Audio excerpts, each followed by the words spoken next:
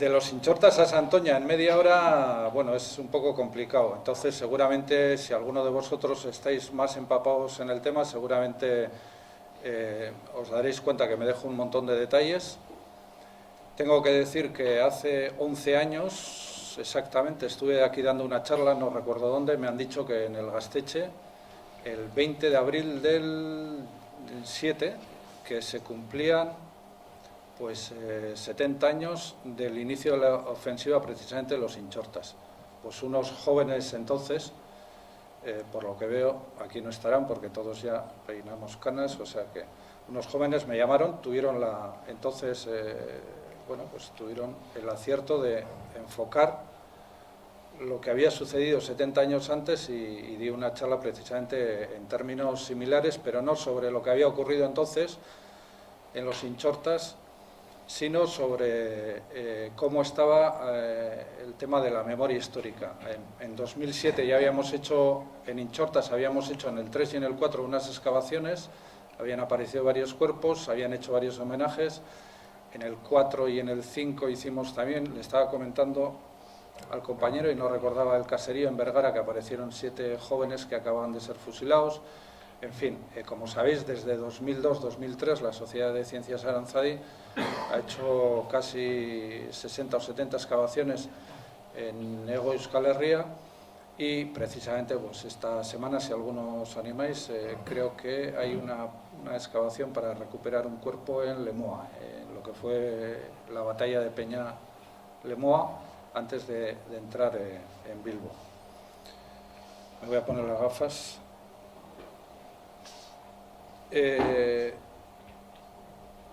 Como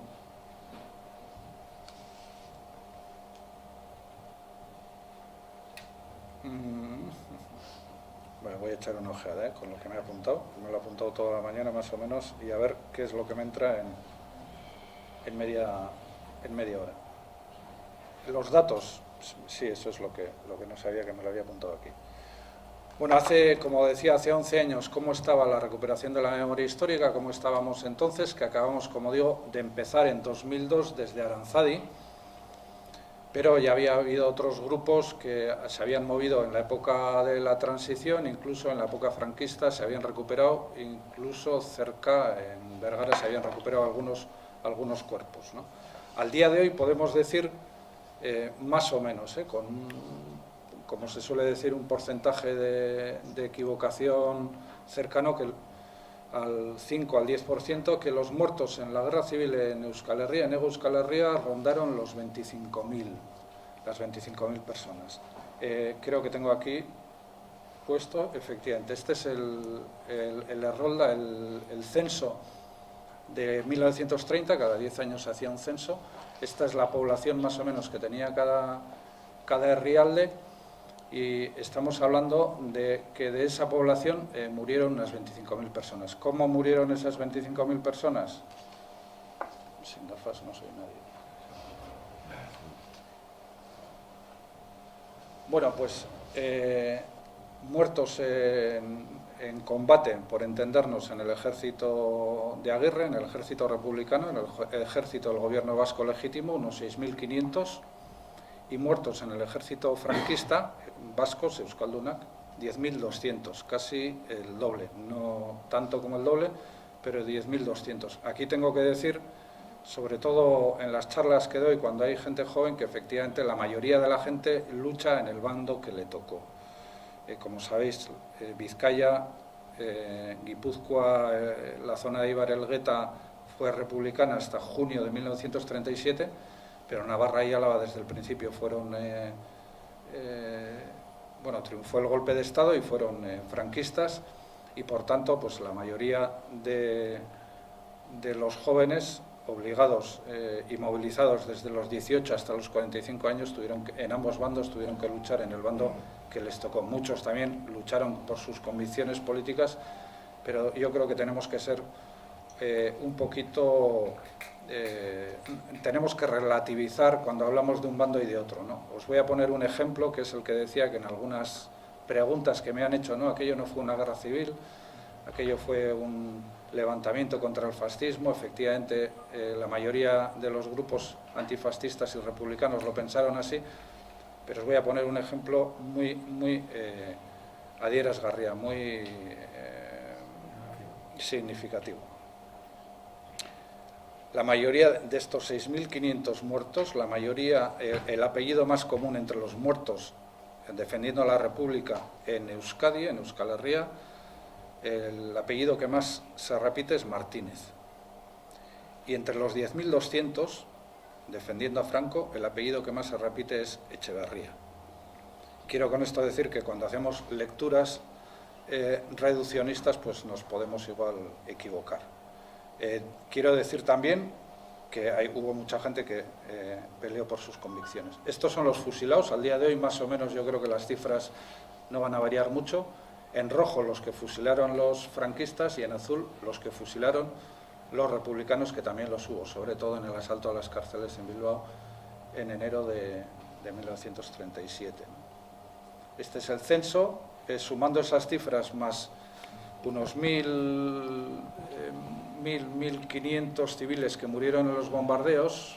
Tenemos algunos problemas de registros, pero nos daría esa cifra más o menos de unos 25.000 muertos. Que en algunos lugares como Navarra, pues las cifras son escandalosas, ¿no? Porque Navarra, si os fijáis, tiene 345.000 habitantes, entonces 3.100 son fusilados, lo cual quiere decir el 1% de la población, y si pensamos o sabemos que fusilaron exclusivamente a los que eran abertzales y eran republicanos, eso significa que fusilaron de los votantes de entonces a un 7 o un 8% de la población que no secundó el golpe de Estado. Bueno, estas son diferentes imágenes. En las cárceles, entraron en las cárceles al día de hoy, y todavía me refiero al estado de la cuestión. Al día de hoy sabemos más o menos que unos 55.000 vascos fueron detenidos. Hemos recuperado la mayoría de sus expedientes, que se encuentran, por si a alguno le interesa, de toda la gente que fue detenida, en un archivo gigantesco que está en el Ferrol, en Galicia, en A Coruña, puesto que la región de justicia militar de Vizcaya, Guipúzcoa y Álava pertenece a esa zona que le llaman noroccidental. Navarra, en cambio, pertenece a la nororiental y estaría ubicado sus archivos de represión en Barcelona. Como digo, unos 55.000 vascos fueron detenidos y al día de hoy sabemos también que 151.000 vascos, esa es una cifra tremenda, marcharon al exilio. De Guipúzcoa hacia Vizcaya, como sabréis, de Guipúzcoa habéis visto antes unos 300.000 habitantes tendría, unos 110.000 vinieron hacia Vizcaya cuando cayó todo el frente en octubre de 1936, lo cual significa que de cada 3 guipuzcoanos, uno se refugió en Vizcaya, y luego cuando cayó Vizcaya y cuando cayó Bilbo, en junio de 1937, unos 151.000 vascos, tenemos los nombres de todos, o sea que no es una cifra que especulamos, sino que la hemos sumado uno a uno, marcharon al exilio, la mayoría de ellos al Estado francés. Ocurre que cuando empieza la Segunda Guerra Mundial, septiembre de 1939, con la invasión de Hitler y Alemania, Polonia, perdón, la mayoría vuelve, ¿no? Hay una orden del gobierno vasco diciendo precisamente que la mayoría vuelva, la mayoría que no tenga cargos importantes en la época republicana o que no haya sido acusado, como ahora se dice, de delitos de sangre. Aún así, unos 14.000 se quedaron en el exilio, muchos de ellos murieron, la mitad de ellos en el Estado francés, en Iparralde, la mayoría de ellos, pero también en México unos 2.000, en Argentina, en Chile, en Venezuela, en países por el estilo. Ese es más o menos el inventario de lo que tendríamos. En la mayor cárcel de mujeres, os recordaré, ya habréis visto un par de películas, una película con guión y la otra documental en Saturrarán. La mayor de hombres estuvo en Escava, en Iruña, donde hace unos años levantamos 137 cuerpos enterrados en el monte, en el Dueso, en fin. Bueno, el tema que nos ocupa,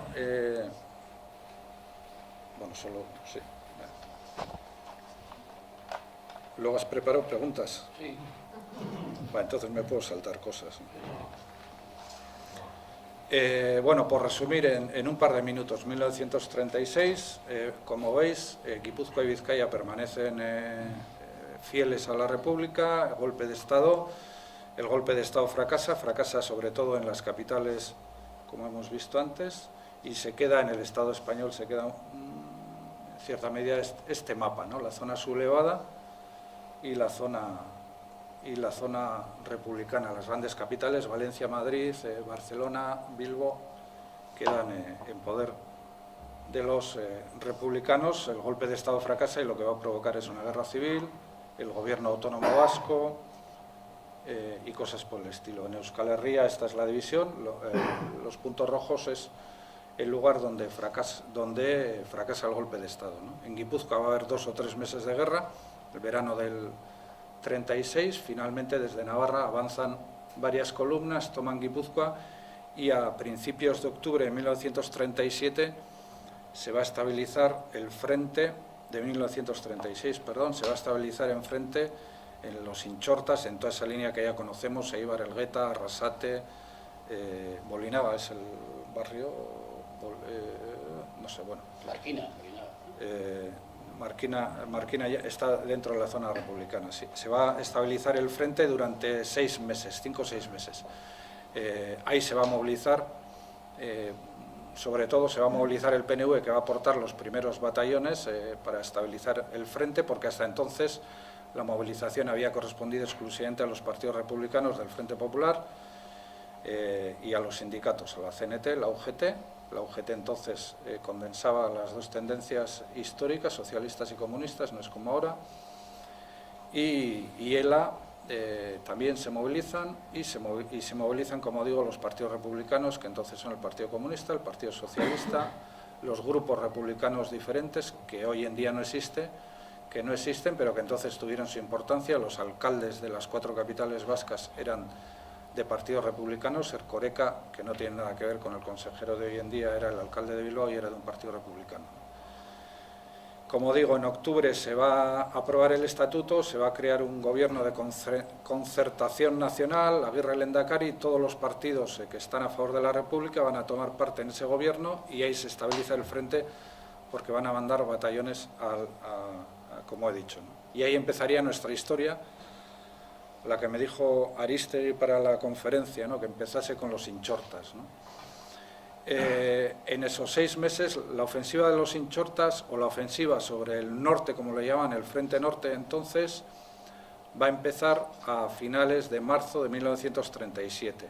Fracasa en octubre del 36, fracasa y entonces no es como ahora, que un ejército es capaz de tener varios frentes abiertos, lo vimos en la guerra de Yugoslavia, lo vemos ahora en la guerra de Siria, en diferentes aspectos. Entonces la guerra era mucho más convencional y un ejército solo tenía un frente abierto. El Frente Norte fue un frente abierto en octubre, pero al fracasar las tropas sublevadas se dirigen a Madrid e intentan tomar Madrid, que no lo van a conseguir. Van a intentar tomar a Madrid, entonces son las famosas pancartas y las lemas aquellos de no pasarán, y lo que van a hacer es negociar también con Italia y con Alemania, los principales aliados de Franco, para que manden Italia tropas terrestres, los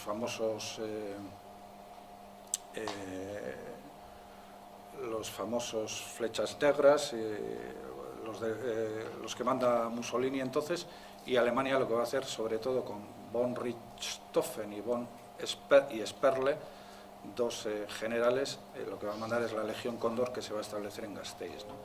Que van a ser más o menos los que van a participar en la ofensiva, en la segunda ofensiva sobre Vizcaya. El bombardeo de Durango es a finales de 1900. Esta es la confección de los gobiernos. Bueno, en todo este tiempo voy muy rápido, pero vamos, en todo este tiempo, en estos 6 meses, se va a conformar el gobierno vasco, se va a hacer el ejército vasco, con más de 660 batallones, cada batallón tiene 600 udaris o milicianos, según la terminología que utiliza cada uno, 150 cada compañía, cada batallón tiene 4 compañías y en total unas 55.000, 60.000 hombres jóvenes, como os he dicho antes, entre 18 y 45 años, van a formar el ejército vasco. Ejército vasco, a veces lo confundimos con Eusko Gudarostea. Eusko Gudarostea es la parte de ese ejército que pertenece o está bajo las siglas del PNV.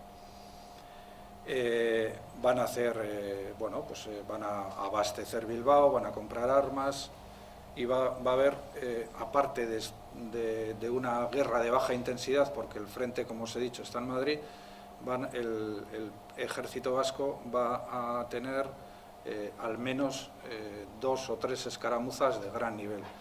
No sé si se puede llamar escaramuzas porque producen muchos muertos. Una es en diciembre de 1936, va a haber una ofensiva en Otxandio y Legutio que se queda atascada allí para intentar recuperar Gasteiz, fracasa. Y luego también vamos a tener en marzo los combates de Machichaco, en Navarra y todo eso, habréis oído hablar. Y vamos a tener alguna serie de escaramuzas como bombardeos esporádicos, pero la verdadera ofensiva, como digo, para superar los inchortas va a empezar en marzo de a finales de marzo de 1937. Esto es lo que decía de Madrid. Los primeros aviones que llegan sobre Vizcaya echan miles de octavillas como esta que veis aquí. Es curioso comprobar como que estas octavillas también se echan en euskera. Luego el euskera va a ser prohibido durante varias décadas, pero en aquella época también desde los aviones se echan octavillas. Hasta el, como digo, 31 de marzo, que viene el bombardeo de Durango, un domingo que produce al menos 350 víctimas mortales que sepamos. El 20 de... Sí, sí, sí.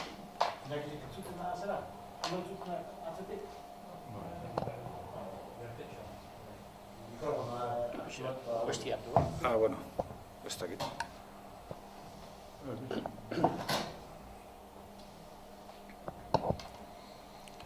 Bueno, un problema de longitud.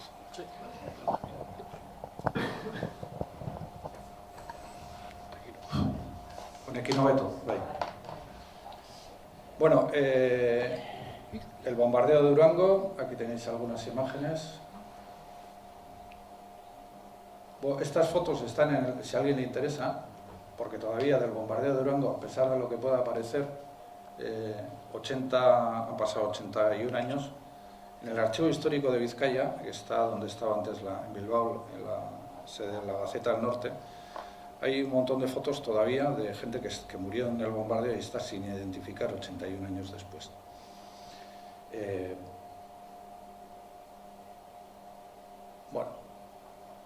Y se va a producir, como digo, los combates, los primeros obuses que empiezan a caer a Bilbao, como los bombardeos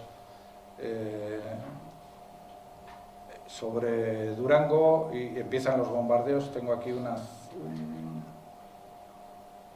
número en algún lado de lo que desde el 31 de marzo hasta el 19 de junio que cae Bilbao, en poder de una cifra de cuántas toneladas van a caer en bombardeos, porque como bien me ha corregido el compañero, nos damos, generalmente ha pasado a la historia.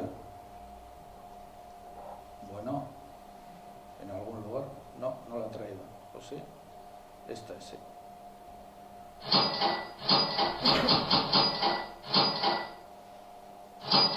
Estas son, bien, sí. Nos acordamos del bombardeo de Durango, del bombardeo de Guernica y de algunos de Bilbao, pero del resto, de Ibar, de Lorrio, de otros cuantos, no nos acordamos. Aquí, para los que no entendáis euskera, en 81 días, 138 aviones echaron 162.000 bombas, lo cual significa 2.850 toneladas. En Guernica echaron solo 50 toneladas, o sea que aparte de las 50 toneladas de Guernica, se echaron 2.800 más en 81 días en Vizcaya. El día que más bombas se echaron fue el 12 de junio, es decir, una semana antes, y sobre todo para superar el llamado cinturón de hierro, lo cual nos hace una media de unas 2.000 bombas diarias desde que empezó, como digo, el bombardeo de Durango. Bueno, la historia ya la sabéis, más o menos, y por andar un poco rápido.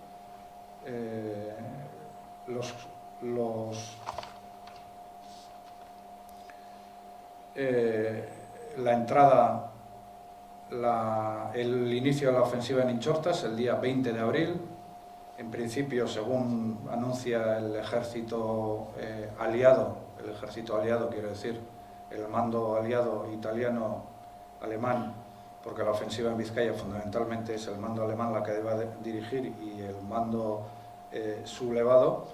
El primer día es un fracaso, el 20 de abril, como digo, el bombardeo empieza tarde. Bueno, habría que decir que los alemanes van a experimentar, la Legión Cóndor, la Luftwaffe, va a experimentar un estilo de guerra que hasta entonces no se ha llevado a cabo, ¿no? Quizás también tendría que hacer una reflexión anterior. Entre la Primera y la Segunda Guerra Mundial está la Guerra Civil Española o la Guerra de España, que yo creo que sería el término más correcto, puesto que no es, aparte de guerra civil también intervienen otros factores. En la Primera Guerra Mundial, entre el 10 y el 15% de los muertos son civiles. En la Segunda Guerra Mundial, ya la mitad de los muertos son civiles. Pero el paso de la Primera Guerra Mundial a la Segunda Guerra Mundial se da precisamente en la Guerra Civil.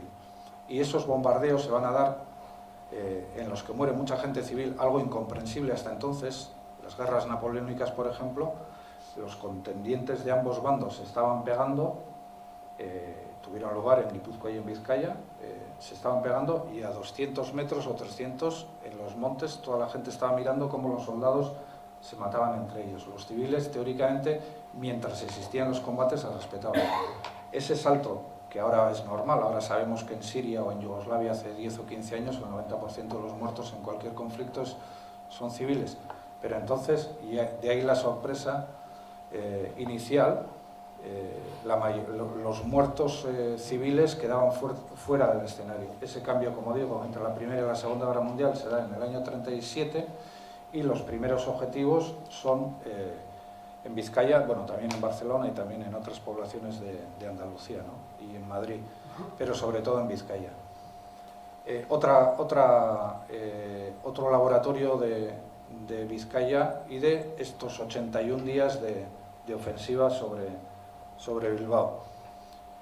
A las 4 o las 5 de la mañana la aviación bombardeaba durante 4 o 5 horas las posiciones republicanas y después se retiraba para que posteriormente la infantería entrase en esos lugares. O sea, eso hasta entonces tampoco se había dado, fue una especie de prueba que hicieron las tropas alemanas antes de las invasiones que condujeron a la Segunda Guerra Mundial. Y todo eso se va a dar en Vizcaya. Se produce un bombardeo tardío sobre las trincheras que estaban entonces, el 20 de abril, fracasa, pero hay 100 muertos, y bueno, para el que quiera conocer un poco, y luego les digo, entonces estaban defendiendo los Inchortas y toda esta zona, Saseta, Octubre, Dragones, ANV1, ANV3, Jan Jaures, Martiartu, Quiriquiño, Carliemnech, UHP e Irrinchi. Y desde el día siguiente el saco de Banchetti. Esto quiere decir que estaban batallones del PNV, batallones de la Juventud Socialista Unificada, que agrupaba socialistas y comunistas, estaba el Jaures también, que era socialista, y estaban 2 batallones de ANV y el saco de Banchetti, que era de la CNT. Prácticamente todo el espectro que apoyaba al gobierno vasco. El 22 de abril cae Aramayo, el 24 ya cae el Gueta y se produce una estampida total de los Inchortas y de toda la zona, ¿no? Hacia Guernica, lo cual hace prever por un momento al gobierno vasco que quizás la guerra se puede perder ese día, el 24 de abril, porque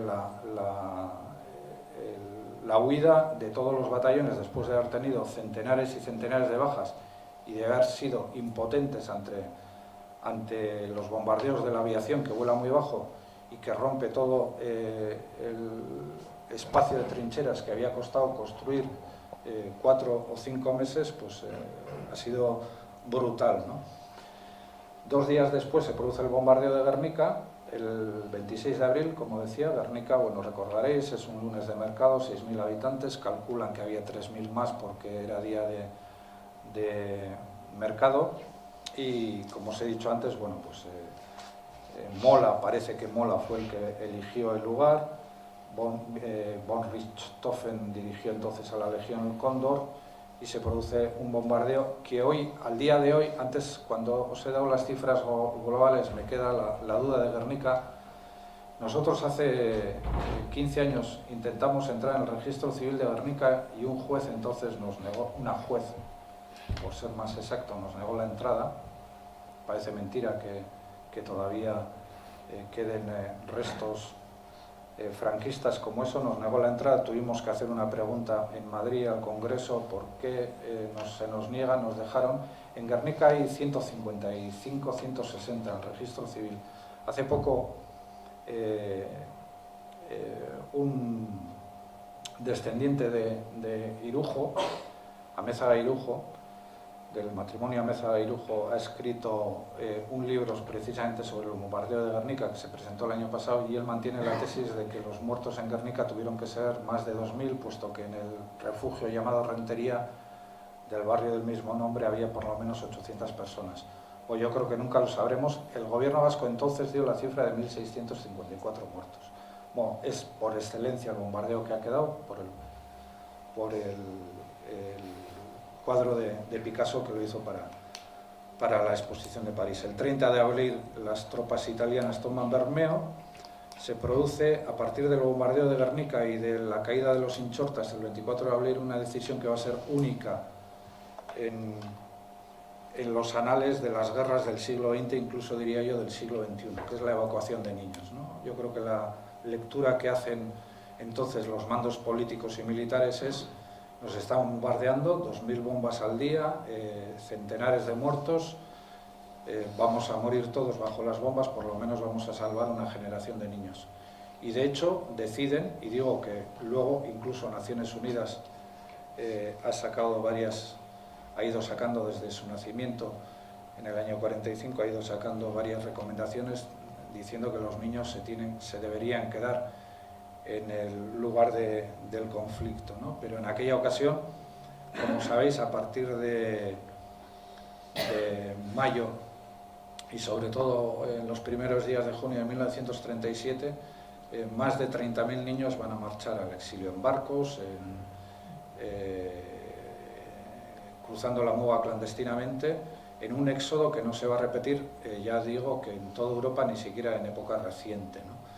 La mayoría de ellos van a ir al Estado francés, pero como sabéis van a ir también otros a Gran Bretaña, a la Unión Soviética, unos 3.000.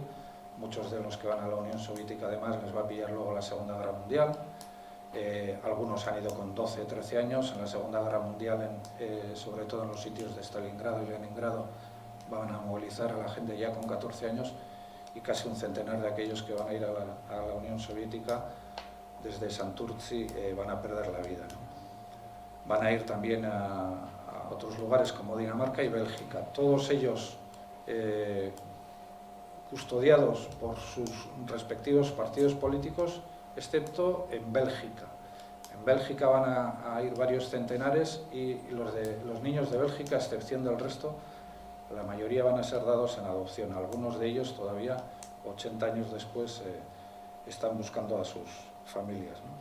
Y luego van a venir durante todo el mes de mayo, pues los combates en las cimas, ¿no? Como casi de una manera heroica, sabiendo que la guerra está perdida, pero en toda esa mitología que habréis escuchado más de una vez, en los montes de Soyuve, en Bizkargi, Sabigain antes, en Jata y luego en Peña Lemoa, ¿no? Durante todo un mes, bombardeos, como digo, bombardeos antes del amanecer, y en algunos lugares como Soyuve, por ejemplo, que probablemente sea la que menos historia tiene, parece que la más conocida es la de Peña Lemoa, quizás Abigail, porque allí murió Felipe de Diaga, que era un comandante del Eusko Garostea, pero Soyuve probablemente sea, si hablamos de heroicismo, la más importante, porque hasta 12 veces el ejército vasco recuperó posiciones de los franquistas. Murieron, como digo, en esta ofensiva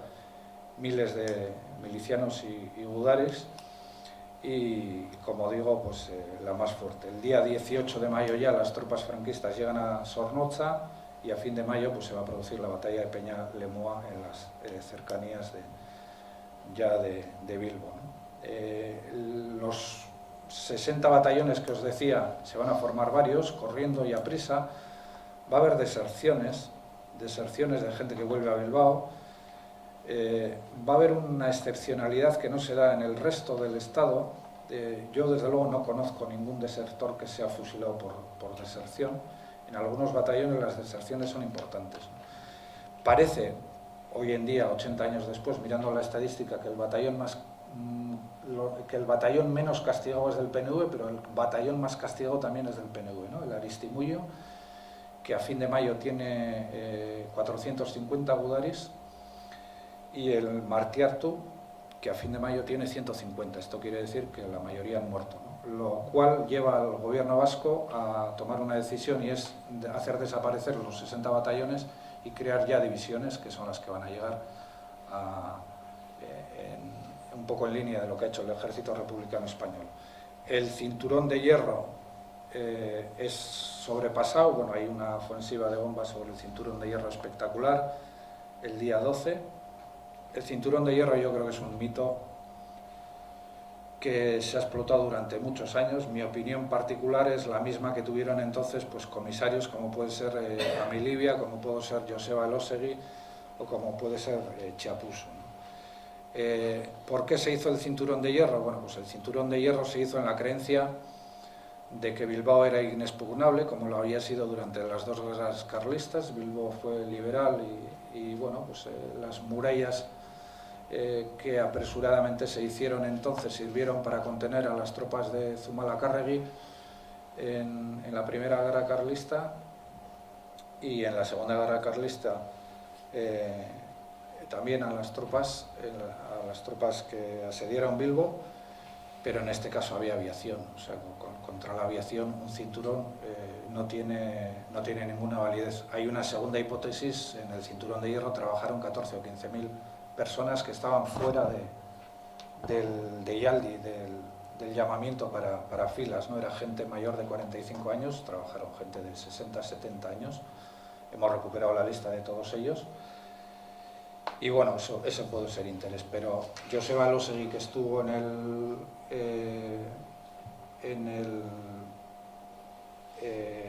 el bombardeo de Guernica y que era comandante del batallón Saseta, escribió él en Quiero morir por algo. Como sabéis, Joseba Elósegui en los años 70 se tiró ardiendo en los campeonatos del mundo de pelota en frente de Franco. Dejó escrito un libro, Quiero morir por algo, y ahí explicaba que el cinturón de hierro le parecía una idea disparatada, ¿no? Chiapuso, que era de la CNT, que escribió varios libros también, y que era un comisario de la CNT, Manuel Chiapuso, escribió que en vez de cinturón de hierro había que haberle llamado cinturón de seda. Y Miguel Amilibia, que me parece que tuvo aquí también en Elorrio, estuvo ahí, también, que era entonces comisario del Partido Socialista, luego se pasó al Partido Comunista y se exilió en Argentina, y en el fin de su vida fue miembro de la Mesa Nacional de Herri Batasuna. También dejó escrito en sus libros sobre la guerra que el cinturón de hierro en realidad era un bluff.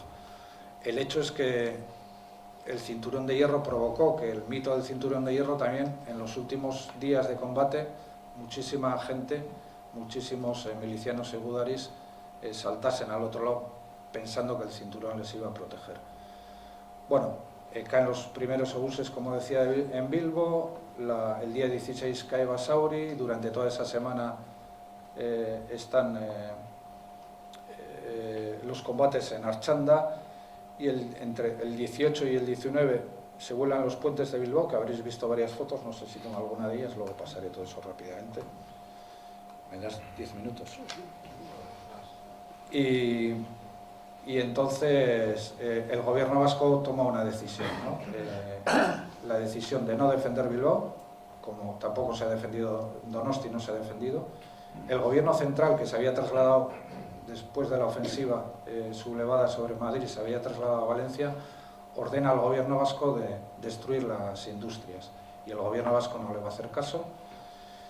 Yo no sé si 80 años después lo de no destruir la industria pesada, sobre todo Altos Hornos, que era la más importante entonces, que se convirtieron en industrias de guerra, fue una decisión acertada o no.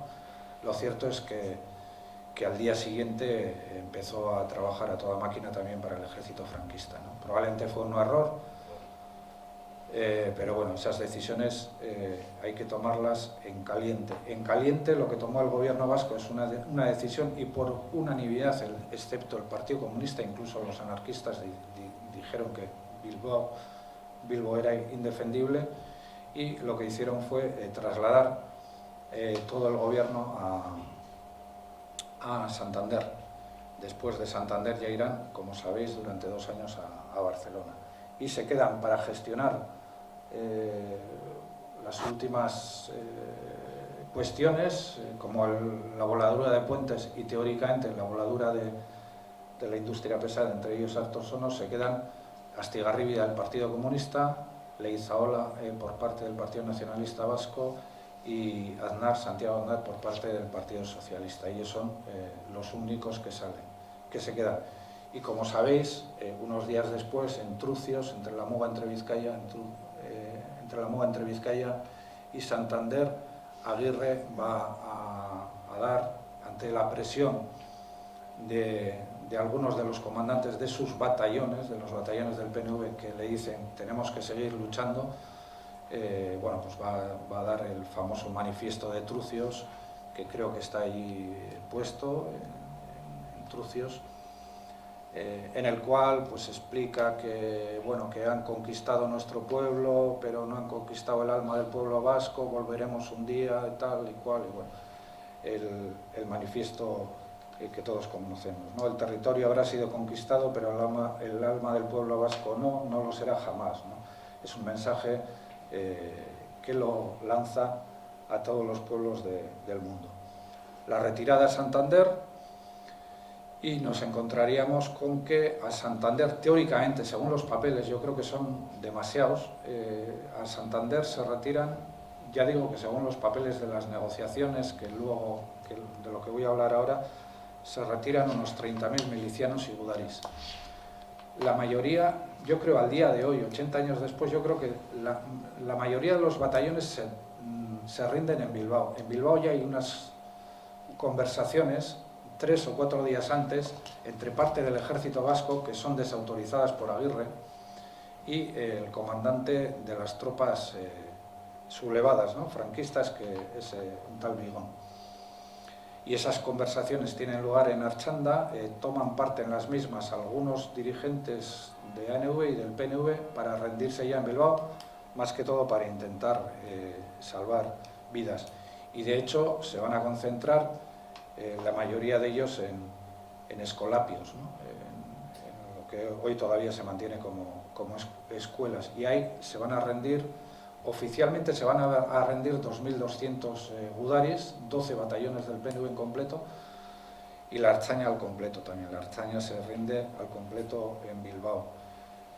Luego, el informe que hace García Baliño, he dicho Vigón es el del aire, García Baliño, el informe que hace para Franco dice que en Bilbao se han rendido unos 10.000 milicianos y gudaris, y además los concreta 9 batallones del PNV, 12 de izquierdas, o sea, del PC, del PSOE y de la UGT, el disciplinario, que era un batallón en el cual iban todos los que habían hecho alguna gambada, los que habían desertado o cosas por el estilo, y efectivamente recalca que también se ha rendido la policía motorizada, que era una sección de la Ertzaina, y la Ertzaina al completo. Bueno, del día 19 tenemos las fotografías del Carton, el desfile por la Gran Vía y todo por el estilo. Bueno, ¿qué va a pasar? en Santoña. En Santoña también, bueno, pues han pasado 80 años, se ha hablado mucho de Santoña, del mito de Santoña, han hablado unos y otros. Hace poco creo que además incluso Ortúzar ha presentado un libro que no he tenido el gusto de leer sobre el verdadero pacto de Santoña. El verdadero pacto de Santoña lo escribió Alberto Onaindia, que fue el protagonista precisamente de las conversaciones. Alberto Onaindia era un sacerdote, fusilaron a su hermano, creo que eran de Marquina, ¿estoy equivocado? Sí, de Marquina.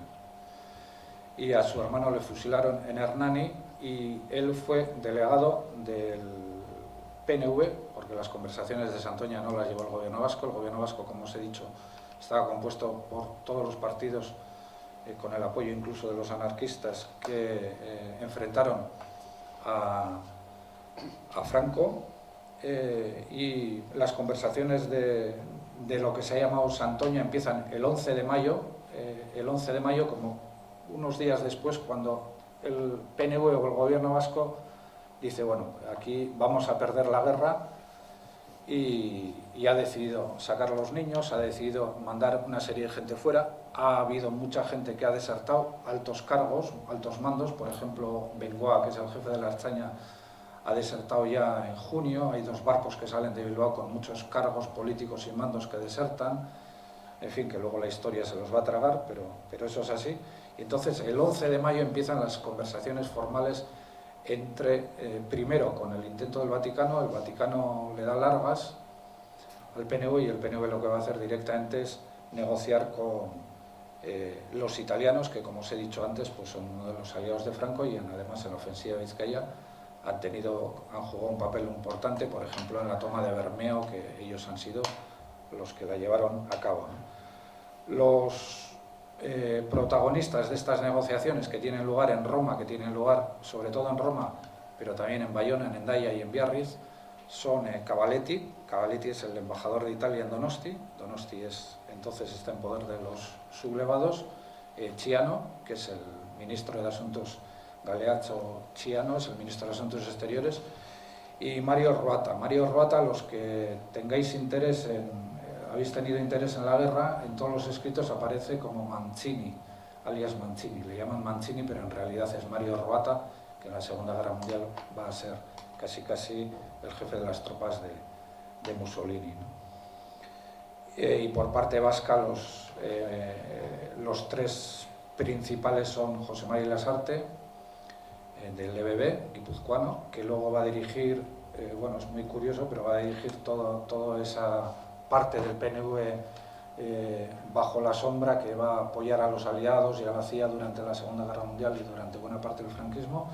Juan Ajuria Guerra, que entonces no es el presidente del EBB, sino del BBB. El presidente del EBB es Ciaurriz, que morirá en el exilio en Po, y Juan Ajuria Guerra va a dirigir con una autoridad exultante, diría yo, porque en los momentos más complicados, cuando ya ha caído todo Vizcaya, en 2 momentos, en 2 días diferentes, va a cruzar las líneas desde Santander a Bilbao para entrevistarse con la parte italiana, ¿no? Con el visto bueno, teóricamente, tanto de los italianos como de los franquistas, ¿no? El acuerdo está escrito.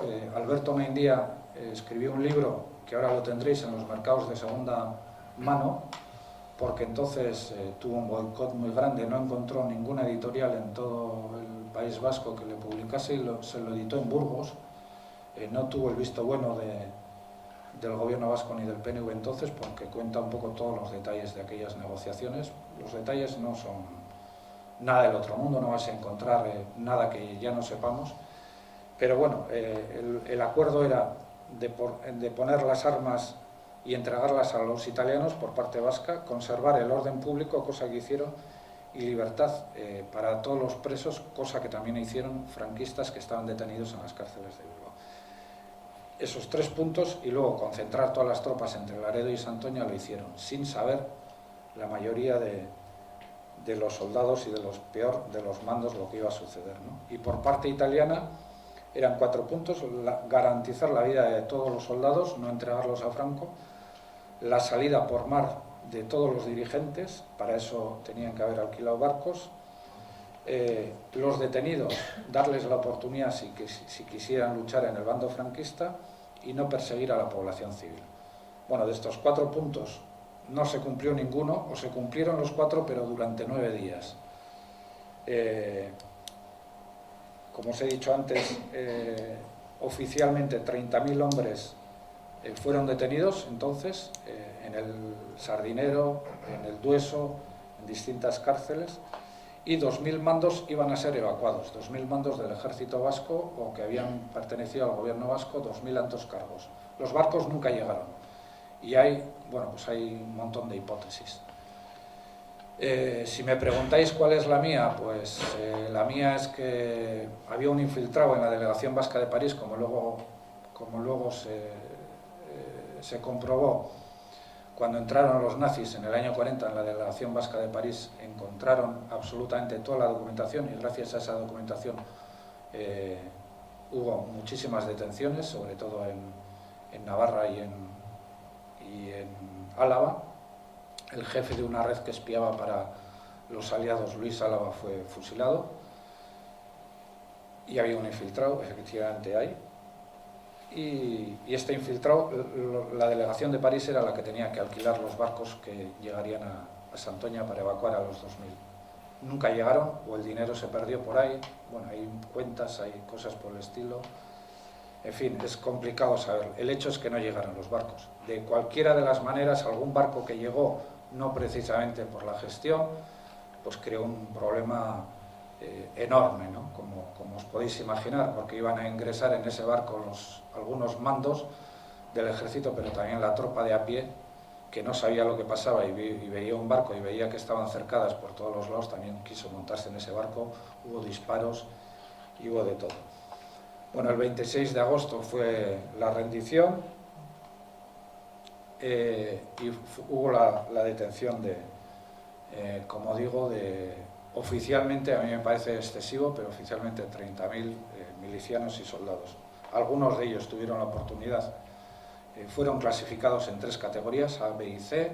Muchos de ellos pasaron al ejército franquista, otros fueron encarcelados y, como sabéis, 9 días después los italianos entregaron a las tropas de Franco a todos los detenidos, y lo primero que hizo Franco fue ordenar el fusilamiento de 2 dirigentes de cada partido político, ¿no? El primer fusilado fue Manuel Eguidazu, del Partido Comunista, y a partir de ahí clasificaron a todos los prisioneros en tres categorías, como os decía. Algunos de ellos fueron llevados a campos de concentración, otros a campos de trabajadores, y de todos los detenidos fusilaron, al menos haciendo recuento, a 341, al margen de los que os decía antes, de 2 dirigentes de cada partido político. El gran error de la rendición de Santoña, que yo a estas alturas pienso que algún tipo de armisticio, la guerra estaba perdida, que algún tipo de armisticio había que negociar, es que se llevó en el más absoluto de los secretos. Incluso hasta el día de hoy, yo no me lo creo, pero hasta el día de hoy hay gente que dice que ni siquiera Aguirre estaba al tanto de las negociaciones que dirigía Juria Guerra. El error es que miles y miles de soldados y dirigentes se concentraron en una zona sin saber para qué, con la idea de que todos iban a ser evacuados, y aquello era mentira. En todo caso, de ser evacuados solo iban a ser evacuados, como os decía, los dirigentes, y que muchos de ellos pues tuvieron que padecer entonces la represión, ¿no? Nosotros, antes os he dicho, en 2002-2003 empezamos, y en una zona cercana a Laredo, una de las primeras excavaciones que hicimos fue precisamente gente que, al sentirse copada y al sentirse traicionada, marcharon a pie.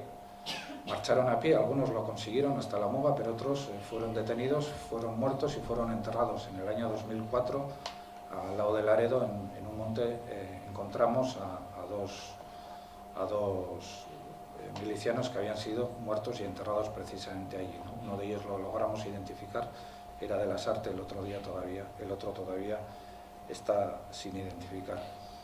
Bueno, yo creo que es un recorrido más de media hora, pero un recorrido muy rapidito de Inchortas a Santoña, ¿no? Oso ondo, muy bien. Bueno, digo en su caldera que las calderas pertinentes. Se abre la veda, está ni caldete, pues. O sea que... Sí, bueno, respecto al tema de Santoña, sí, básicamente, bueno, la ofensiva italiana de Santander, una semana después, si mal no recuerdo, con el corte de la ofensiva de los puertos Reynosa, se corte Santander, todo la mayoría del ejército vasco, menos los batallones que estaban pegados a Asturias, cayeron presos. O sea, realmente no tuvo una incidencia real. Bueno, Santoña, el acuerdo de Santoña lo que hizo fue facilitar, no dar posibilidad a ninguna otra salida. Como tú dices, hubo 3 batallones, no lo he contado, hubo 3 batallones que no cayeron en Santoña, que siguieron hasta Asturias, creo que eran 2 comunistas y 1 anarquista, los que siguieron hasta Asturias, no siguieron hasta Asturias, esos batallones estaban en la zona de Reynosa, cuando los nacionales atacan Reynosa, se retiran, pero la división de Cristóbal de las Norias se va retirando a Asturias, y cuando les cortan los italianos cortan Santander, todo el ejército de Santander, todo el cuerpo de ejército de Santander y todo el cuerpo de ejército vasco desaparece, se rinde Santander realmente. O sea, digo, a efectos prácticos, la gente que estaba concentrada en Santoña estaba defendiendo el frente de Vizcaya, teóricamente habrían caído en la bolsa de Santander. Bueno, puede ser o no puede ser, facilitó, de hecho facilitó las cosas. Lo que hubo fue, además, bueno, como sabemos, no hubo prácticamente combates. O sea, una vez que se abandona, o después del manifiesto de Trucios, lo único que se hace es mantener el orden público, y hay unos cuantos muertos, hay decenas de muertos precisamente manteniendo el orden público, algunos además de ellos porque intentan subirse a pequeñas chalupas o barcos. Era la única opción que tuvieron. Otras opciones, así a bote pronto se me ocurren, evacuaciones, preparar evacuaciones como preparó Lezo Urreztieta, por ejemplo, en la del Maquis, una década después, ¿no? en compañía o con la equidistancia de Indalecio Prieto. Evidentemente una evacuación por mar hubiera sido complicada también, pues porque había bloqueo marítimo, como sabemos, pero esa es la evacuación que se había preparado para 2.000 mandos, ¿no? Si podían haber sido 5.000, 10.000 o 15.000 de manejar, seguramente, y con las fuerzas que había en uno y otro bando, el que hubieran mantenido el espíritu guerrero, por entendernos, es decir, hubieran enfrentado a las tropas franquistas, lo que hubiera hecho es alargar unas semanas más, como había pasado en Vizcaya, la guerra, ¿no? Las tropas del ejército vasco estaban derrotadas y probablemente esa fue la opción mejor, ¿no? Pero bueno, es que Santoña y Laredo lo que ofrecen es la única salida que entonces dieron el Partido Nacionalista Vasco, entonces, porque como decía, ni siquiera fue el gobierno vasco, ¿no? Las órdenes que había desde el gobierno, como sabrá, las órdenes que había desde el gobierno de Valencia era seguir peleando, ¿no? Y por eso decía que ese seguir peleando pues llevaba a situaciones heroicas como en Vizcaya, en Sollura, en Jata, en estos lugares, pero lo único que hicieron fue alargar la guerra, ¿no? Y en Santander hubiera pasado probablemente lo mismo, ¿no? De no va a haber una opción B, una opción C, una opción D. Sí, pero digamos que la campaña de Santander, así como por ejemplo, una vez que en Santander, en el Macuco, los batallones vascos aguantaron lo indecible, en Santander, con la ofensiva italiana, cayó entre días. Es igual que hubieran sido 20.000, 30.000, 40.000, les expulsaban a todos. Es lo que te quiero decir, que a efectos prácticos, si realmente el gobierno vasco hubiera conseguido sacar a esa gente, pues habrían pasado a la zona republicana. Pero con la caída de Asturias, con la gran unidad que hubo de Asturias, de Rosell, que aquí es psicodramático, se calcula que solo 5.000 combatientes lograron escapar de Asturias. Y fue de Asturias salió todo el hijo de Pichichi que pudo. Y se calcula que a Francia llegaban 5.000 personas solo. No sé si... Sí, yo creo que he dicho lo mismo. Yo lo que te estaba diciendo antes es que estaba preparado para 2.000, podían haber salido 5.000 como salieron en Asturias o como luego salieron los maquis. Podían haber salido 10.000, había bloqueo, evidentemente, y de hecho de Santoña salieron algunos barcos. Irregularmente, que no estaban en la hoja de ruta, por entendernos, pero salieron algunos barcos. Incluso algún barco fue bombardeado. No sé si alguno además pilló alguna mina también. Bueno, hay testimonios diversos. Pero eso es lo que sería, ¿no? Yo lo único que decía es que el acuerdo, el pacto de Santoña fue la única posibilidad que se ofreció entonces. Y efectivamente, como tú dices, la guerra, bueno, yo creo que también decía lo mismo, ¿no? Que en todo caso, si no hubiera existido el pacto de Santoña, probablemente lo que hubiera pasado es que la guerra se hubiera alargado unos días más, ¿no? Si hay espíritu combativo o hay órdenes de seguir peleando, ¿no? Lo que pasó en Asturias, ¿no?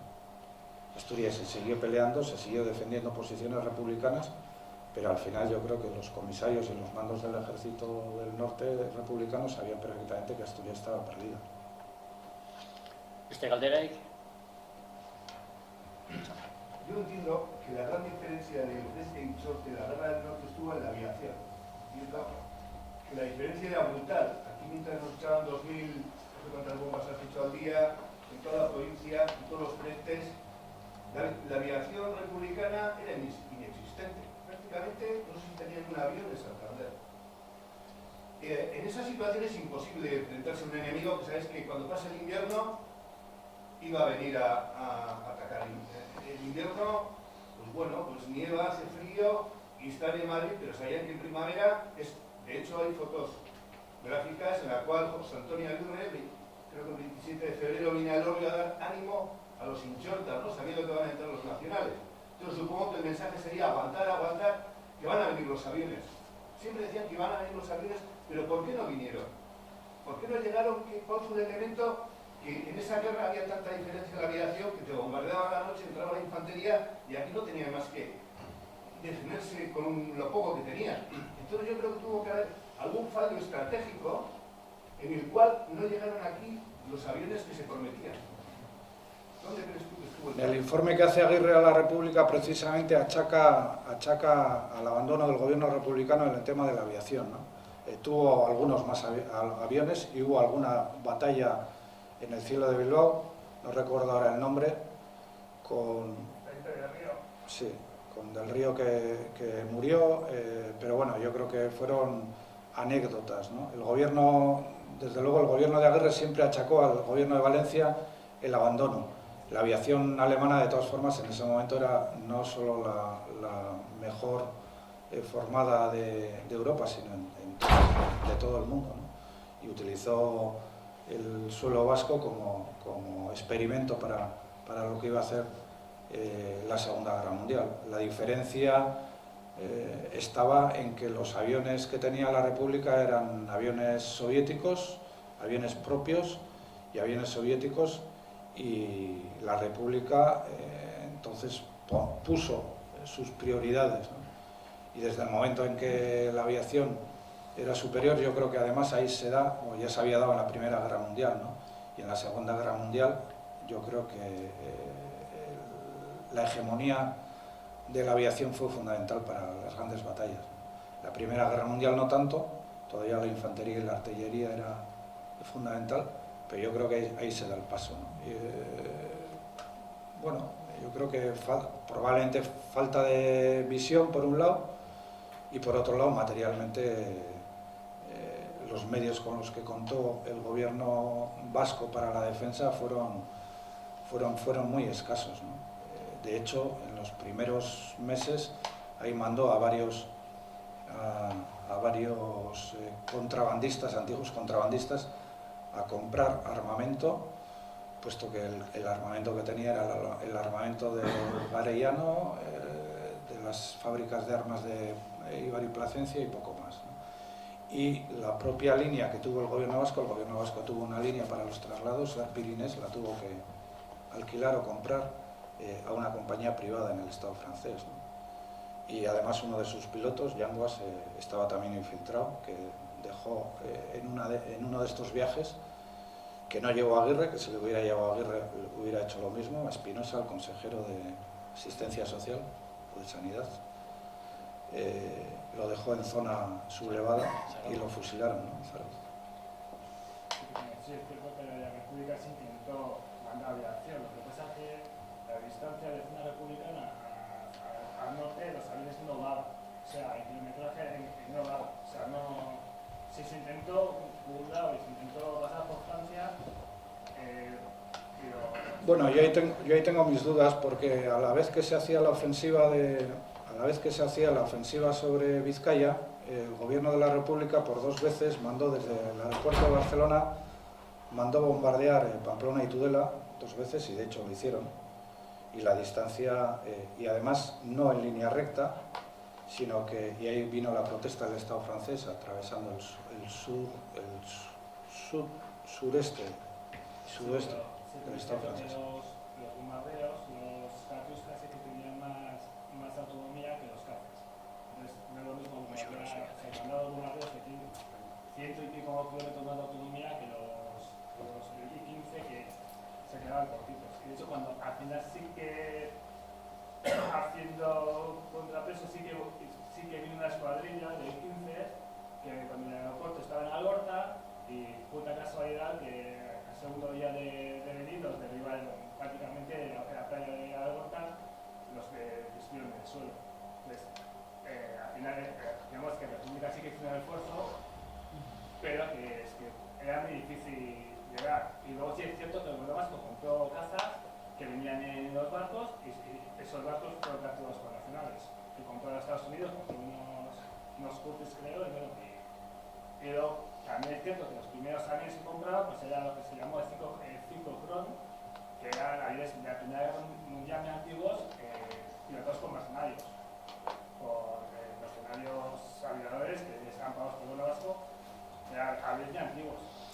No es comparable la aviación vasca a la aviación nacional, que coño, de ahí a que no había solo aviones había, lo que pasa que... No, pero hubo muy pocos aviones. De todas formas, el gobierno vasco sí entre sus previsiones sí contempló que si la guerra se alargaba podía recibir más aviones, porque de hecho mandó a formarse a Moscú a 110 o 120 jóvenes. Y tenía mucha esperanza de contar con bombardeos, porque en medio había almacenadas 10.000 bombas de aviación para los bombardeos que iban a venir, se supone que iban a venir. Pero aunque hubieran tenido el doble o el triple frente a la Legión Cóndor... pero esperanzas tenían porque estaban fabricando aviación. Bueno, vamos a... que este es un... de técnico. Es ponerlo aquí la mesa. Bueno, beste galdera iba dago gixau, a ver. Siempre se habla sobre el factor clave de participación de Alemania e Italia. ¿No fue también tan claro que no participasen en Francia e Inglaterra, por ejemplo? Tanto para el desarrollo de la guerra civil, la guerra de España, como para luego cómo podría haber sido la Segunda Guerra Mundial, el cambio que podría haber pegado la situación. Bueno, yo creo que es evidente, ¿no? El comité de no intervención era el comité de intervención, porque ahí estaban Alemania e Italia, y Alemania e Italia estaban participando, y Gran Bretaña y Francia no ayudaron. Bueno, hay una anécdota cuando la guerra está en Guipúzcoa, un tren cargado de armas que estuvo en Hendaya parado hasta que cayó todo Guipúzcoa, porque Francia no dio permiso para armar al gobierno de la República, ¿no? Y en este caso al gobierno vasco. Las armas que compró el gobierno vasco en el exterior fueron casi todas de contrabando, y las armas oficialmente compradas fueron entonces en la Unión Soviética, ¿no? Gran Bretaña y Francia tenían terror a Hitler, y la única teoría, desde mi punto de vista, que entonces movían a las diplomacias de ambos países, no solo de estos países, sino de otros países, era: no vamos a aventar la bicha, porque si inventamos la bicha, en vez de en el Estado español, el monstruo va a extender sus tentáculos por toda Europa, ¿no? Como sucedió luego a partir de 1939. Entonces, en función de esa idea generalizada, pues los combatientes franceses que los hubo, británicos que los hubo, tuvieron que ser ilegales, las brigadas internacionales, como conocéis, que también, no como brigadas internacionales, pero que también participaron en el frente vasco, ¿no? El primer muerto en Inchorta, yo creo que bueno, es una anécdota, es precisamente un brigadista belga. No tanto integrados en brigadas internacionales, sino voluntarios que del Estado francés pasaron ilegalmente a Guipúzcoa o a Vizcaya, ¿no? Como recordaréis, en el año 36 se hacían las Olimpiadas en Berlín, hubo un boicot de alguna gente y de partidos antifascistas o de grupos antifascistas, y estos grupos antifascistas lo que hicieron fue crear unas Olimpiadas paralelas en Barcelona en el año 36. Se da el golpe de Estado, las Olimpiadas no se celebran, pero había muchísimos deportistas o muchísimos jóvenes antifascistas que estaban en el Estado francés esperando para pasar a Barcelona, que lo que hacen es pasar al Frente Vasco, ¿no? Y hay como 2 o 3 centenares de jóvenes que iban a participar en esa ofensiva, que toman parte en la ofensiva vasca, ¿no? Pero yo creo que fue un poco contestando mis impresiones, yo creo que también era lo que entonces se decía, ¿no? Prácticamente todos los dirigentes, ¿no? El miedo que tenían a la expansión de Hitler, que ya había amenazado con lo que luego iba a ser la invasión de Europa. A ver, ¿qué le ha hecho? Dices, Iñaki, que tenían miedo a la relación que podía tener Hitler pues, con esos países, ¿no? Pero luego, cuando cae Hitler, esos países tampoco hicieron nada por esto. Quiero decir, entiendo que en un primer momento puede haber eso, pero después ni Inglaterra ni Francia hicieron nada por Franco. Ni Franco no les iba a hacer ni cosquillas a esos. Ya, pero la correlación de fuerzas es muy distinta. La correlación de fuerzas antes de la Segunda Guerra Mundial y bueno, a Milibia, que antes he citado y que estuvo aquí en Elorrio, que era comisario de guerra del ejército vasco, a Milibia en su tesis habla en su tesis, que escribió un libro de Hiroshima a Versalles, creo que se titula el libro, sobre la guerra y la Segunda Guerra Mundial. Él habla diciendo que la guerra de España en realidad tendría que ser tratada como parte de la Segunda Guerra Mundial, ¿no? Y yo creo que probablemente tenga razón. ¿Qué sucede en el año 44 después de la invasión de Normandía y después de los acuerdos de Yalta, ¿no? Que el mundo se divide en 2 potencias, ¿no? Y en esas 2 potencias empieza la Guerra Fría y Franco va a ser un aliado importante de lo que va a ser luego la OTAN y de Estados Unidos. La gran tragedia, yo creo que la gran tragedia es que la mayoría de los partidos republicanos ponen todos los huevos en la cesta de los aliados. Lo han puesto durante toda la Segunda Guerra Mundial trabajando por los aliados. Yo creo que el caso más conocido es el que contaba antes, que dirigió Lasarte, el trabajo que hizo el PNV para la CIA y para el Departamento de Estado sobre todo. Aguirre estuvo escondido, o sea, Aguirre pasó toda la Segunda Guerra Mundial o parte de la Segunda Guerra Mundial en Estados Unidos, en la Universidad de Columbia, en Nueva York. Pero el resto de partidos también pusieron los huevos en la misma cesta, tanto el Partido Socialista como los partidos republicanos, ¿no? Y el Partido Comunista puso los huevos en la otra cesta y por eso fue expulsado del gobierno vasco en el año 48, si no estoy equivocado. Comienza la Guerra Fría y, como dijo Roosevelt, no sé si fue Roosevelt o alguno de estos presidentes americanos, cuando le hablaban de Somoza en Nicaragua, ¿no?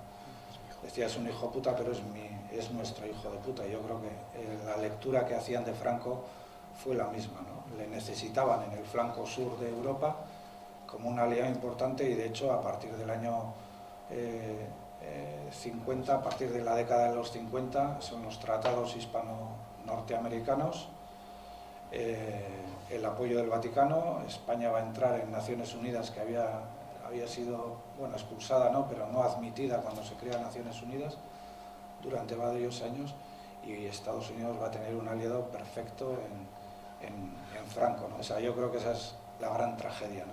En el año 44 el Partido Comunista piensa que España va a caer y de hecho forma una milicia de varios miles de combatientes dirigidos precisamente por un navarro, Jesús Monzón, que va a entrar por Huesca y por Navarra, pero bueno, les van a dar enseguida, les están esperando y es una sarracina. Y el PNV también, pensando que va a pasar lo mismo cerca de París, va a formar comandos especiales para entrar, pensando que España puede caer. Y de hecho parece que los americanos les han prometido a los diversos partidos españoles de que Franco va a caer. Luego hay Roosevelt muere, entra Truman, hay un cambio en la política exterior norteamericana y, como digo, va a ser el mejor aliado con los tratados, la base de Torrejón, la base de Rota, el polígono de las Bardenas como entrenamiento para los aviones de la OTAN, en Gorramendi, en Elizondo, la base de comunicaciones, en fin, un aliado imprescindible. Y esa es la gran tragedia, porque va a haber cientos y cientos de personas en América, sobre todo, trabajando para los aliados. Y como he dicho antes, incluso en la clandestinidad, ¿no? Luis Álava, el médico que es detenido, y no solo para los aliados, sino en los años 50 trabajando para el Departamento de Estado norteamericano, pensando que los americanos van a ayudar a derrocar a Franco. Hay un pasaje muy curioso que escribe Gregorio Morán en Los vascos que dejaron de serlo, un libro que cuenta que un informante, precisamente a los americanos, se está dando cuenta que está informando en los años 50, que está informando de los movimientos de militantes del Partido Comunista Vasco, y se da cuenta que a los meses esos mismos militantes son detenidos por la policía de Franco. O sea que él está dando a la cúpula de su partido, a las Artes, o los que entonces dirigieran el Departamento de Servicios del PNV, está dando una serie de informaciones, ellos lo transmiten a los americanos lo pasan a Franco y la policía de Franco trabaja contra ellos. Bueno, Iñaki, vamos a hacer, bueno, yo estoy aquí en la mesa y bueno, para no alargarnos mucho, pero bueno, te voy a hacer otras preguntas. Bueno, hemos pasado este ciclo, hasta has contado hasta Santoña y la posteriori, ¿no? Y ahora pues vamos a hacer un poco, a ver, ¿cómo está ahora el tema, bueno, pues todo el tema de la memoria, el tema de las fosas, un poco explica, estamos en esa fase también nosotros, las exhumaciones, has estado en varias, bueno, explica así un poco, 10 minutos. No, 2 minutos, Bueno, 10 minutos total. Bueno, el tema de la memoria es un tema recurrente. Como he dicho antes, no empieza el mundo hace 15 años. Ha habido gente con muchísimo valor y nadando contracorriente, como se suele decir, que durante años ha estado trabajando, incluso en la época del franquismo. La primera lista de fusilados la saca ELA en el año 39. Es una lista muy incompleta y la empiezan a hacer pueblo por pueblo, pero luego viene la represión y la guerra, bueno, la represión de la Segunda Guerra Mundial y la detención de prácticamente todos los vascos exiliados en Iparralde y los integran en el campo de Gurs y ahí se acaba. No quiero decir que nosotros no somos pioneros en esto. Ha habido otra gente y gracias a esa gente se ha dado un impulso. La diferencia es que hasta ahora y todavía yo creo que el impulso popular es muy importante, tan importante que a partir del siglo XXI el impulso popular ha logrado contaminar a las instituciones, ¿no? De diversa manera. En España es evidente que la contaminación ha sido institucional, ha sido prácticamente nula, con algunas excepciones, pero entre nosotros la contaminación, sobre todo a nivel de ayuntamientos, ha sido muy importante. Como digo, en el siglo XXI, el gobierno vasco firma con Aranzadi un protocolo de intervención en 2003, con la Sociedad de Ciencias Aranzadi en 2003, y el gobierno navarro hace 3 años, con el cambio de gobernación, crea una subdirección en Derechos Humanos dedicada también a la memoria histórica. Es decir, el Gobierno navarro lo hace en 2015, que es el año del cambio, ¿no? 2016-2015, y el Gobierno vasco lo hace en 2003. Estaríamos hablando de políticas institucionales de memoria. ¿Por qué no lo han hecho antes? Sobre todo en la comunidad autónoma vasca, pues buena pregunta.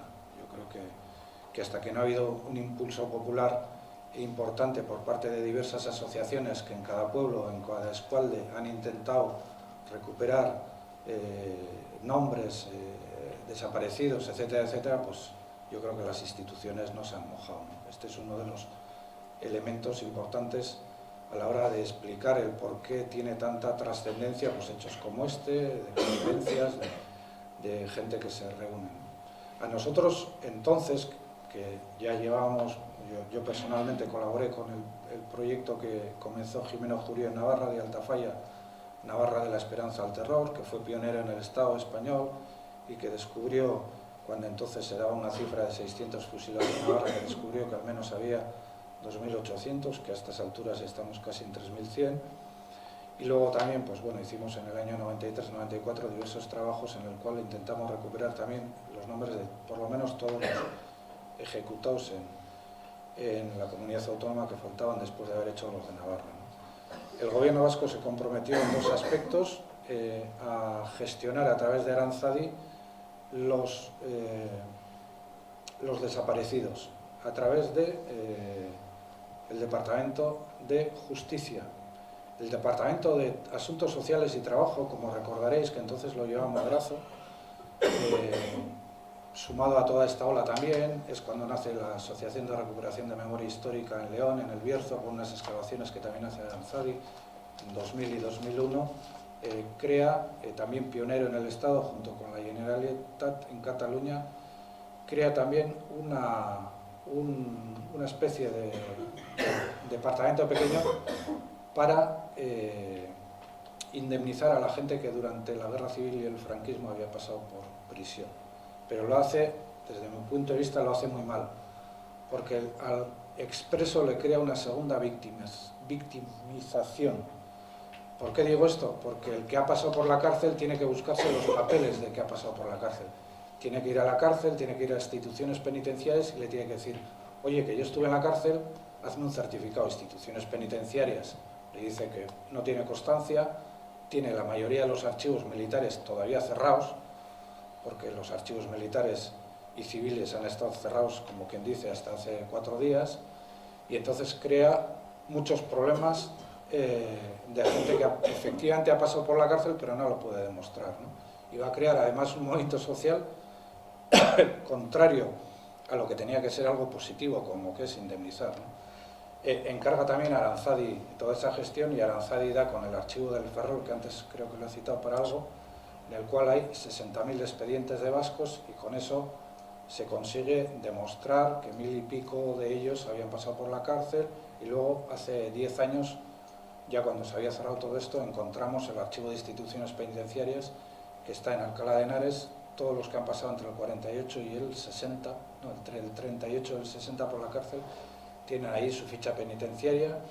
Y bueno, ahí estuvimos 2 personas de Aranzadi durante mes y medio, sacando todos los datos, y más o menos llegamos a la conclusión de que entre el 38 y el 60 unos 14.000 vascos pasaron por prisión, ¿no? Gracias a eso, pues gente pudo... Yo creo que ahí se pone todo en marcha, y lo que hace el Gobierno vasco a través de Aranzadi es vehiculizar ayudas para buscar desaparecidos. Yo creo que al día de hoy, aunque parezca mentira, Aranzadi ha recibido unas 1000 peticiones de búsqueda de desaparecidos, y ha hecho, como he dicho, unas 60 excavaciones tanto en la comunidad autónoma como en Navarra. Aranzadi, como sabéis, también hace excavaciones en el Estado español, porque los grupos que técnicamente son capaces de hacer una investigación integral prácticamente no existen, ¿no? Lo cual también nos da una idea de cómo está el movimiento memorialista al sur del Ebro y al norte del Ebro. En la comunidad navarra, como sabéis, hay ayudas también, y se han empezado a hacer excavaciones. Antes se hacían excavaciones, se hicieron en el Monte Escava como os he dicho antes, 137 cuerpos se recuperaron hace 6 o 7 años en el que llamamos el cementerio de las botellas. Hubo una mortandad tan grande en la prisión, en el fuerte de San Cristóbal, en Escava, en el monte Escava, que después de que todos los cementerios de la Cendea pues estuvieran ya petados de muertos, empezaron a enterrar a los muertos en el monte y los desenterramos hace 7 o 8 años, pero todo aquello fue con iniciativa privada.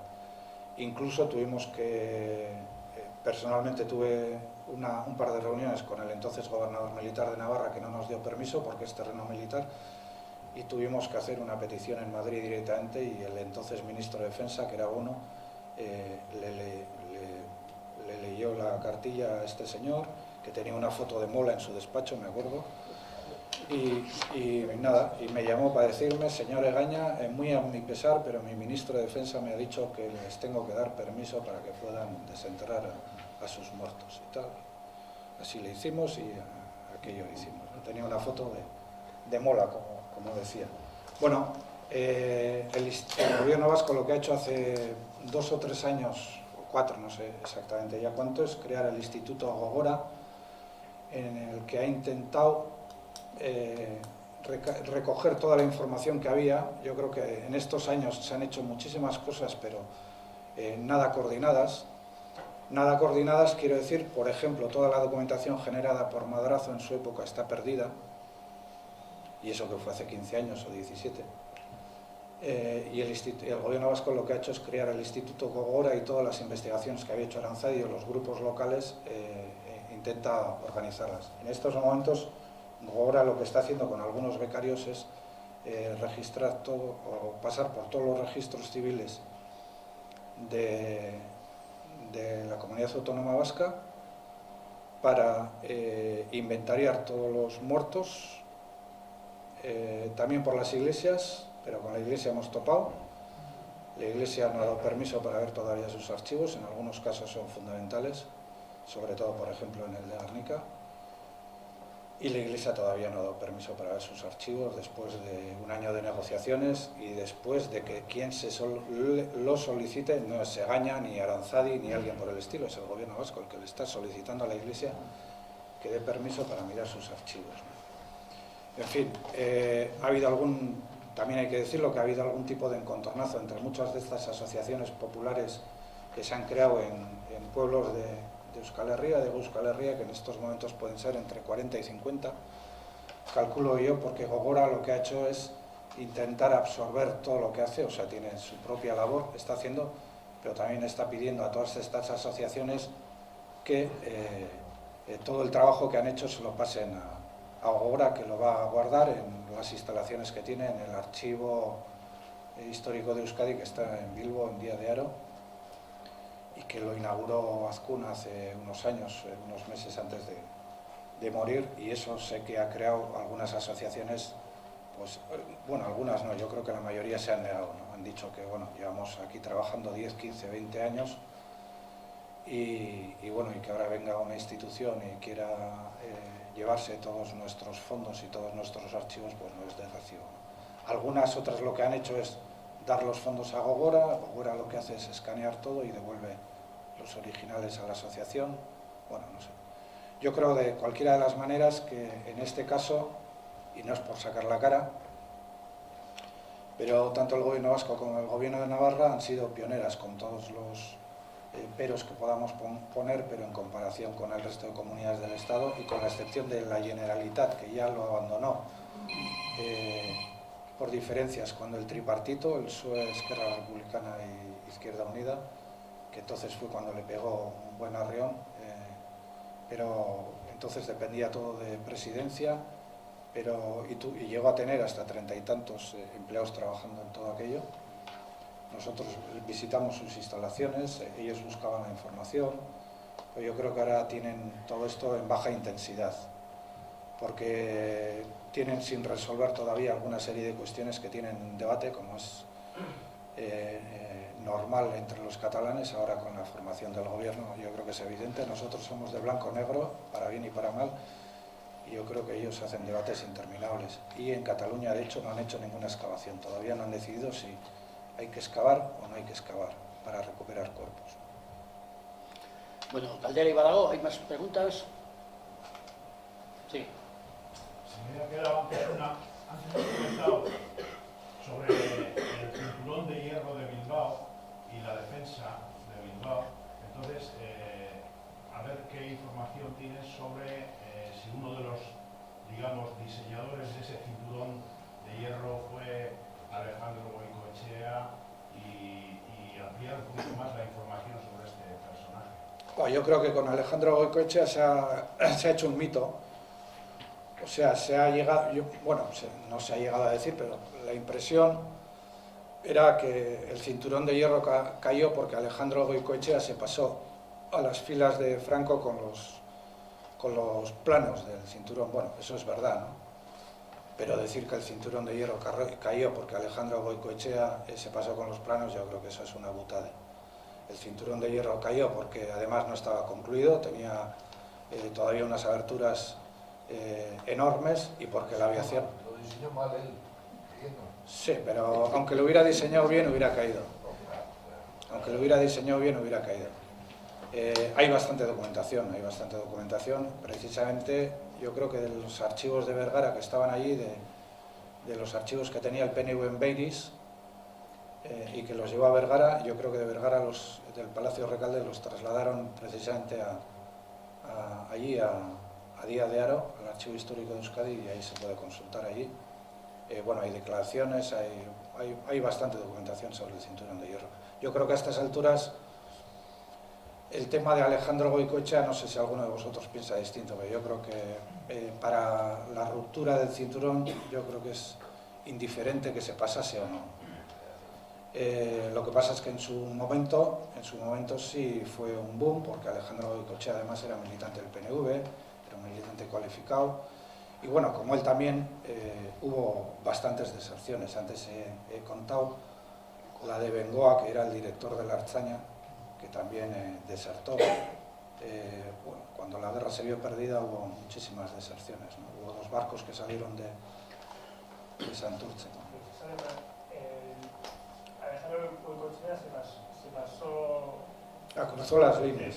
Cruzó las líneas con el Marqués de Tola, por el sector del norte, y tuvo ayuda de una red local de espionaje carlista. ¿De eso se sabe algo? ¿O te suena hacia algo? Bueno, la quinta columna que decía Mola, ¿no?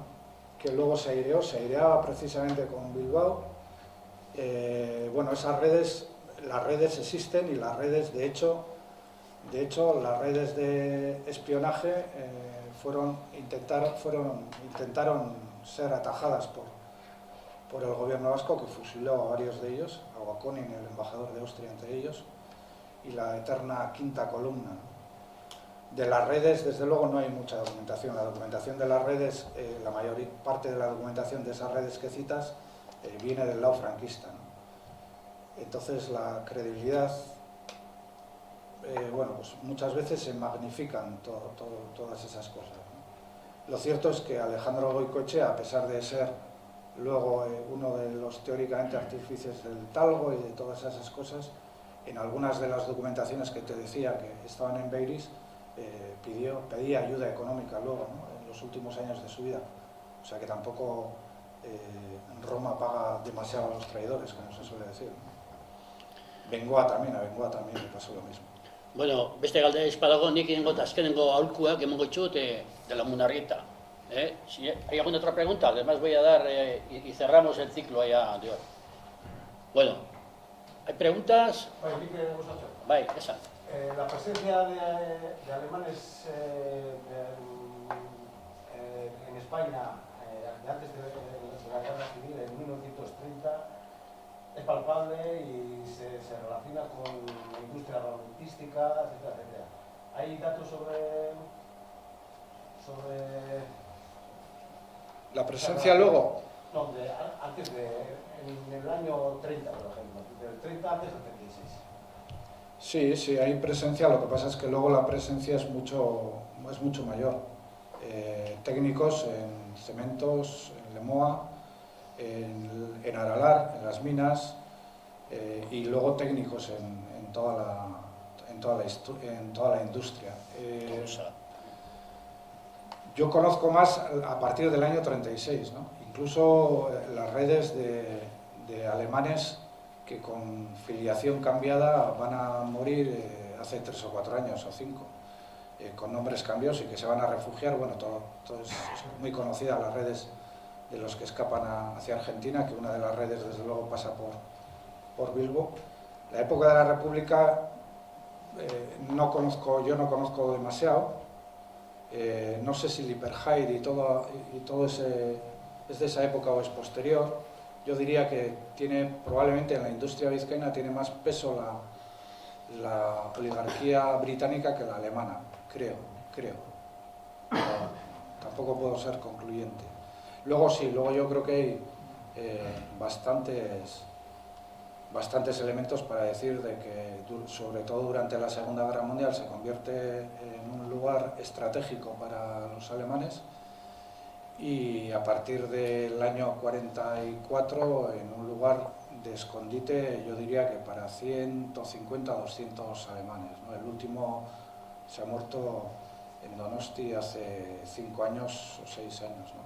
Que conozcamos. Otros habrán muerto sin saber quiénes eran, ¿no? Y otros sin ocultar su identidad, porque a fin de cuentas estaban en un estado que les protegía con el visto bueno de Washington.